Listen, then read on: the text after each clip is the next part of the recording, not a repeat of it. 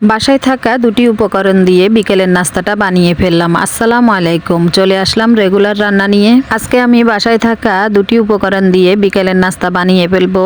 আর নাস্তাটা বানাতে আমার লাগবে কিছুটা মুড়ি আর একটি ডিম। আর এই দুটি উপকরণ প্রত্যেকের বাসায় থাকে। ডিম আর মুড়ির নাস্তাটা খেতে খুবই সুস্বাদু হয়। নাস্তাটা বানানোর জন্য আমি বেশ খানিকটা মুড়ি নিয়ে নিলাম। মুড়িগুলা আমি একটা বাটিতে নিয়ে বেশ খানিকটা পানি দিয়ে দিব।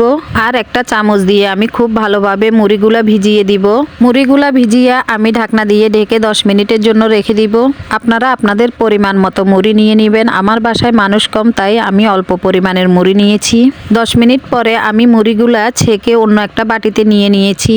এখানে আমি কিছু আদা, পেঁয়াজ, রসুন, ধনিয়া পাতা, কাঁচামরিচ, গাজর কুচি করে নিয়েছি। আমি চুলায় একটা কড়াই বসিয়ে দিলাম। আমি কড়াইতে সামান্য পরিমাণের রান্নার তেল দিয়ে দিব ডিমটা ভাজার জন্য। ডিমটা আমি ভেজে খুন্তির সাহায্যে কড়াইয়ের মধ্যে কেটে নিব। ডিমটা আপনারা একটু নরম থাকতে কেটে নেবেন, এতে আপনাদের সুবিধা হবে।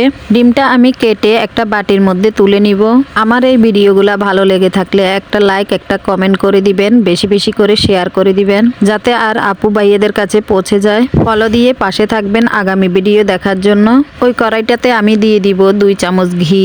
এই রেসিপিটা করার জন্য আপনারা চুলার আঁচ একদম কমিয়ে রাখবেন। ঘিয়ের মধ্যে আমি দিয়ে দিব পেঁয়াজ রসুন কুচি। পেঁয়াজ রসুনটা আমি কিছুক্ষণ ভেজে নিব। পেঁয়াজ রসুন ভাজা হয়ে গেলে আমি দিয়ে দিব আগে থেকে কুচি করে রাখা গাজর আর কাঁচামরিচ কুচি। আমি সবগুলো উপকরণ খুবই অল্প আছে 5 মিনিটের মতো ভেজে নিব। আমি দিয়ে দিব কিছুটা গোলমরিচ গুঁড়ো আর দিয়ে দিব পরিমাণ মতো লবণ। ঝালটা আপনারা আপনাদের স্বাদ অনুযায়ী দিবেন। সবগুলো উপকরণ আমি খুব সুন্দরভাবে কিছুক্ষণ ভেজে নিয়েছি। এর মধ্যে এখন আমি দিয়ে দিব কুচিয়ে রাখা আদা চামচ সয়া সস, 1 চামচ টমেটো সস। এখন আমি মুড়িগুলো এর মধ্যে দিয়ে দিব। খেয়াল রাখতে হবে মুড়ির গায়ে যাতে কোনো পানি না থাকে।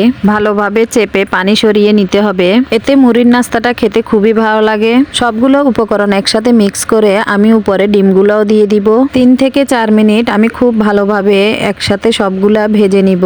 3-4 মিনিট ভালোভাবে নেড়েচেড়ে ভাজার পরে দেখবেন মুড়ির কালারটা একদম চেঞ্জ হয়ে এসেছে। আমার মুড়ি ভাজাটা একদম হয়ে গিয়েছে। এখন আমি ধনিয়া পাতা কুচিগুলো উপরে দিয়ে দিব।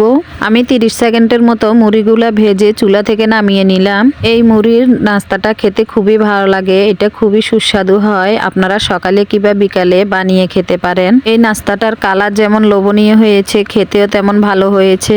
আপনারা বাসায় এই নাস্তাটা অবশ্যই বানিয়ে দেখবেন, খেতে ভালো লাগবে। আজকে এই পর্যন্ত, ভিডিওটা এখানেই শেষ করছি। আল্লাহ হাফেজ।